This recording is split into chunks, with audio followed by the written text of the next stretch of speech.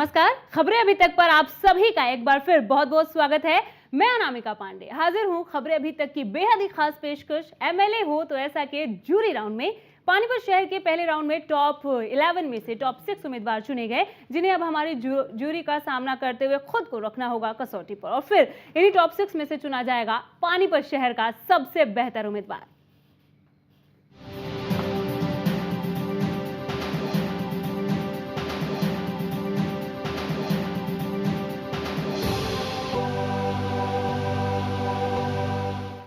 वैसे हम आपको एक बार फिर से बता दें कि मौजूदा सियासी तंत्र में बदलाव तभी संभव है जब नेतृत्व बदले, स्वच्छ छवि और कुशल नेता सामने आए।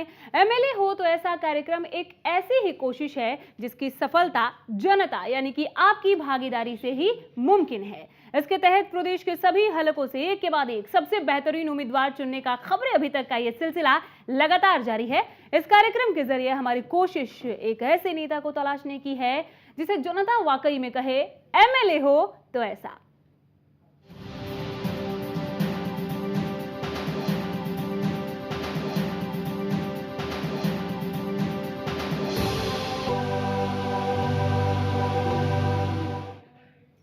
तो चलिए अपने और आपके कीमती वक्त की कद्र करते हुए शुरू करते हैं अपने खास अंदाज के इस खास शो का दूसरा राउंड, जिसके तहत आपकी मुलाकात कराते हैं अपने अपने कार्य क्षेत्रों के माहिर जूरी सदस्यों से। आप हैं के.एस. मलिक जी, आप रिटायर्ड एक्साइज कमिश्नर हैं।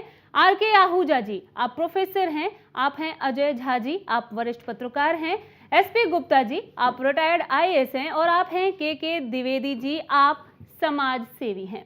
और अब आपको मिलवाते हैं इस शो के विश्लेषक और जज साहब से। आप हैं अनिल आर्य जी, बहुत स्वागत है आप सभी का हमारे इस खास कार्यक्रम एमएलए हो तो ऐसा में। Thank you Anamika.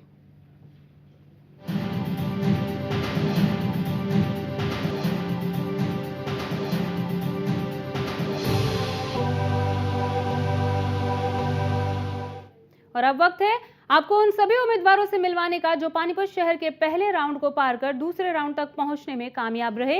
लेकिन उससे पहले हम सभी उम्मीदवारों से आग्रह करते हैं कि जूरी राउंड में जगह बनाने के बाद कार्यक्रम में हिस्सा लेने को प्राथमिकता दें और यह ध्यान रखें कि यह प्रदेश की राजनीति को बदलने का एक बेहद ही संजीदा कार्यक्रम है। बिल्कुल अनामिका, और जो लोग टॉप 6 में जगह बनाने के बावजूद इस कार्यक्रम का हिस्सा नहीं बनते हैं, यहाँ शामिल नहीं होते हैं, इसका मतलब कि वो लोग अपने वायदे के प्रति गंभीर नहीं हैं, साथ ही वो जनता के सामने आने से बचना चाहते हैं। और जो नेता ऐसा करते हैं, इसका मतलब या तो उनमें खुद में कोई कमी है या वो कभी भी जनता के हित के बारे में सोचते ही नहीं, और ऐसे में उन्हें अगले चुनाव में इसका खामियाजा भी भुगतना पड़ सकता है।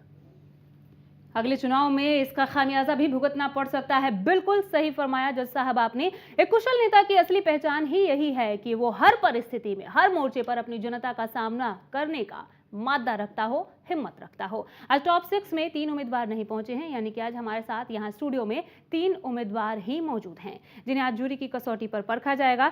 तो आइए अब शुरुआत करते हैं इन सभी उम्मीदवारों के साथ। पहले उम्मीदवार हैं कपिल बुद्धिराजा जी, बहुत स्वागत है आपका। धन्यवाद। एक नजर आपके स्कोर कार्ड पर। कपिल बुद्धिराजा का स्कोर कार्ड टीवी स्क्रीन पर आपके सामने। 10 मापदंडों का योग है इनका 61 अंकों का। छवि और साख में 13 अंक लेते हुए कुल 74 अंक बटोरे हैं कपिल जी ने।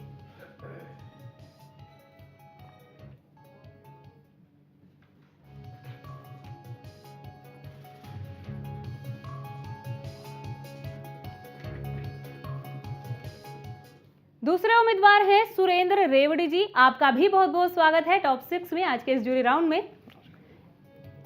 आपका स्कोर कार्ड भी अपने दर्शकों को दिखाते हैं। 10 मापदंडों के आधार पर आपने 59 अंक लिए। छवि और साख इस सबसे अहम पैमाने पर आपने लिए 17 अंक और कुल योग है 76 अंकों का। टॉप 6 तक आप पहुंचने वाले तीसरे उम्मीदवार हैं अनिल शर्मा जी, आपका भी बहुत स्वागत, ढेरों शुभकामनाएं। आपका स्कोर कार्ड भी अपने दर्शकों को दिखाते हैं।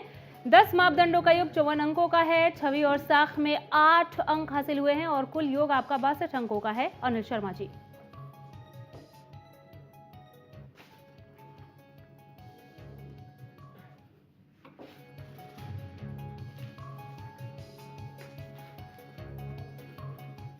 और इससे पहले कि हम इस सियासी मुकाबले की शुरुआत करें, मैं आपको एक बार फिर से ये बताना जरूरी समझती हूँ कि अगर किसी उम्मीदवार की जानकारी गलत पाई जाएगी तो उनसे उनका रिवॉर्ड वापस ले लिया जाएगा और हम अपने कार्यक्रम एमएलए हो तो ऐसा कि आगे की कड़ियों के दौरान उनका खुलासा करेंगे।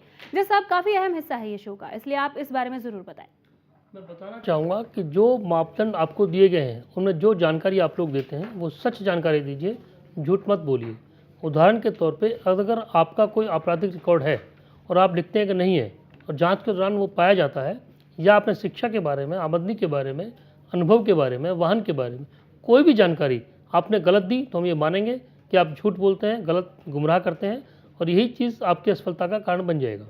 मैं दर्शकों से भी कहना चाहूँगा, अगर उनके पास किसी भी प्रतिभागी के बारे में ऐसा कोई भी सबूत है वो चैनल तक भेजें, हम उसकी जांच करेंगे। अगर वो सच मिलता है तो इस चीज़ का हम खुलासा भी करेंगे अपने आगे वाले शोज़ में। मैं ये भी कहना चाहूँगा कि वो लोग जो खुद को क्षेत्र में जनप्रतिनिधि मानते हैं और इस कार्यक्रम में हिस्सा नहीं लेते हैं, इसका मतलब कि वो लोग खुद को किसी भी कसौटी पर कसने से बचना चाहते हैं।